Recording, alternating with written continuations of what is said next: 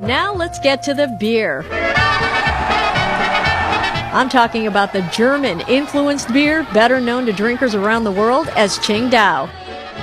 When German workers built the local railroad and other infrastructure back in the late 1890s, they naturally wanted a drink after work, so why not build a brewery too? While it's spelled differently, it's pronounced the same way the city is pronounced, Qingdao. We visited the historic brewery established by the Germans in 1903 and listened as my traveling companion and former Qingdao brewmaster Helen Yang explained a few things. Oh, to Chinese people, Qingdao is beer. Qingdao Brewery is the #1 brewery in China. Helen learned about Chicago in the 1990s when Qingdao sent her here to study some advanced brewing techniques at Chicago's Siebel Institute of Technology and World Brewing Academy. She never forgot our windy city and now makes it her home. The original Qingdao brewery has been completely modernized, but its history has been preserved in a museum, and a brewery tour draws hundreds of tourists every day. They're mostly Asian and, of course, German. The brewery tour includes a trip through this drunken house where everyone feels drunk before they've had anything to drink.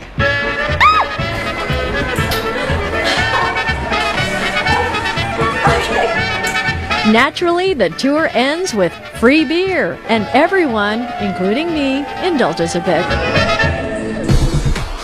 Now, toasting is an old tradition in Shandong province, where Qingdao is located.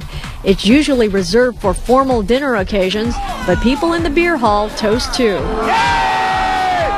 It can be hazardous for anyone who can't hold their liquor, and here's why.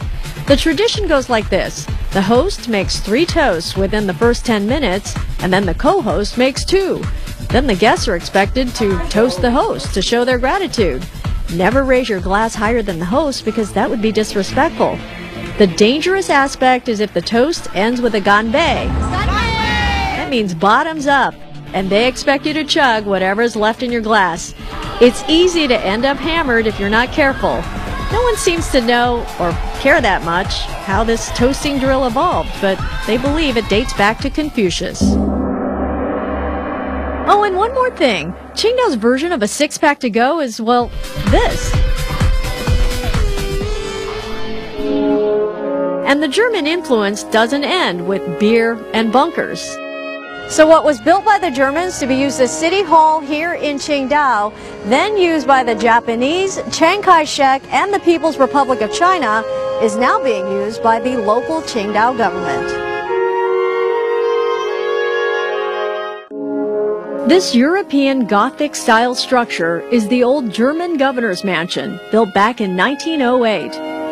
The opulent Bavarian castle was the official residence of the colonial-era German governor. Once under Chinese control, it was renamed Guest House and became important as a retreat for visiting dignitaries, VIPs, and political figures. In fact, both Mao Zedong and Deng Xiaoping have stayed here. The graceful lines, bold colors, and unique ornamentation make this building an architectural gem. The guest house is now a museum. And by the way, those dragons at the top with chains draped around their necks are rumored to symbolize the German control, chains, of the Chinese spirit, dragon.